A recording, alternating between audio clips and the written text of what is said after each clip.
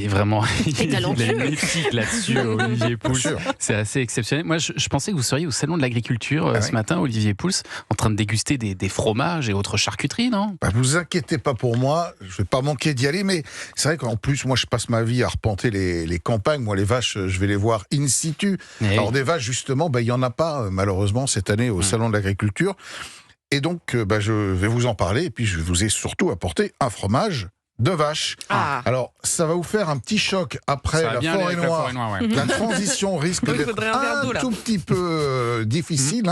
Alors, ce fromage, c'est un fromage d'Auvergne. Il s'appelle le Gaperon. Alors, vous sentez un peu cette ambiance dans le studio. Ça sent un petit peu l'ail. Pour cause, il y en a. Il y a aussi un peu de poivre. Et c'est un fromage au lait cru de vache. Auvergnat qu'on réalisait traditionnellement pour récupérer ce qu'on appelle le bas beurre. Le bas beurre, vous savez, c'est quand on a justement sorti battu le beurre, la crème, etc.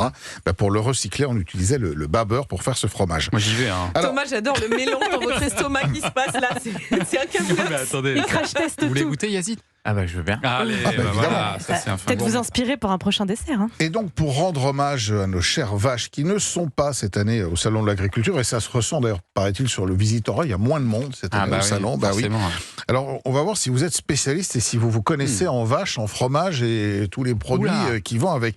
Alors, tout d'abord, petite question d'anatomie. Combien d'estomacs possède une vache ? On l'a appris à l'école. 1, 2, 4 ou 6 ? D'estomac. Il y en a beaucoup. Fou, non ? Oui, il y en a beaucoup. Au moins 4. 2 estomacs. C'est 4 en réalité. En fait, c'est un estomac qui est divisé en 4 compartiments. Le rumen, le réticulum, le feuillet et la caillette. D'accord, ok. Alors, quelle est la principale race laitière, je dis bien, de vache en France ? La Salers. Holstein. Tout de suite, la réponse tombe sans même que j'ai besoin de donner les... Exactement. C'était pas le cas avant, je crois. Très productive, et c'est vrai qu'on en voit beaucoup. Alors, quel fromage... Elle fait beaucoup plus de lait que les autres. Vous êtes très calé. En vache, il est champion. Je suis très vache. Il est champion de vache. Alors, quel fromage est issu du lait de vache ? Le roquefort, le camembert, le crottin de Chavignol ou l'osso-irati ? Le camembert, quand même. Voilà, bien sûr, le roquefort et le l'osso-irati. Et l'osso-irati, c'est quoi ? Brebis. Brebis et le crottin ? Crottin de chèvre, bien sûr. Chavignol. Quel est le fromage français qui est surnommé le roi des fromages ? Alors, attention. Le roi des fromages ? Le brie de Meaux, le comté, le reblochon ou le cantal ?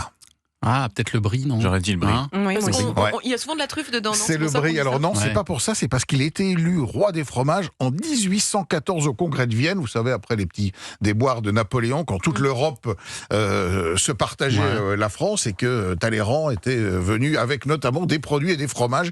Il avait organisé une grande dégustation qui s'est plutôt bien passée pour le brie de Meaux. Alors combien de litres de lait pour produire 1 kilo de fromage ? 2, 5, 10 ou 20 ? 2, 5, 10 ou 20 ? Combien vous dites ? J'aurais dit 5, mais...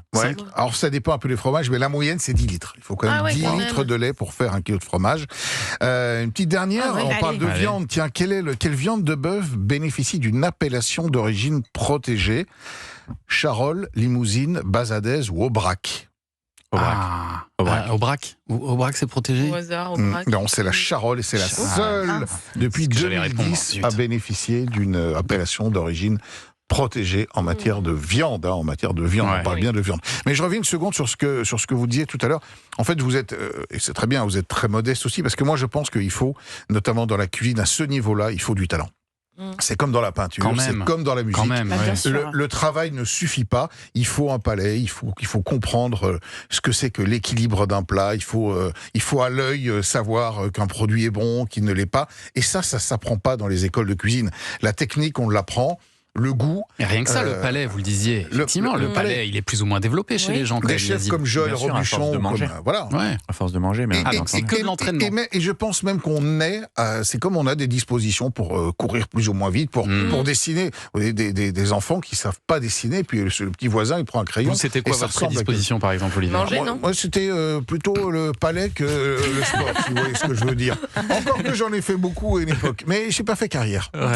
Vous êtes sportif, Yazid. Ça serait assez sportif. Ah voilà, c'est dégustation, mais derrière sport. C'est la deuxième partie que vous avez oubliée, Olivier. Oui, attention à ça. L'un doit aller normalement avec l'autre, bien évidemment. Allez, dans un instant, on va jouer avec un auditeur. On va jouer. Ah non, c'est pas tout de suite. Ah non, il y a d'abord Héloïse, pardon. Ah bah j'avais oui. oublié Héloïse, mon Vous faites Dieu. bien parce que là je suis en train de manger. Finissez votre bouchée. C'est tout de suite là. Et ce sera dans un instant après la pause. À tout de suite.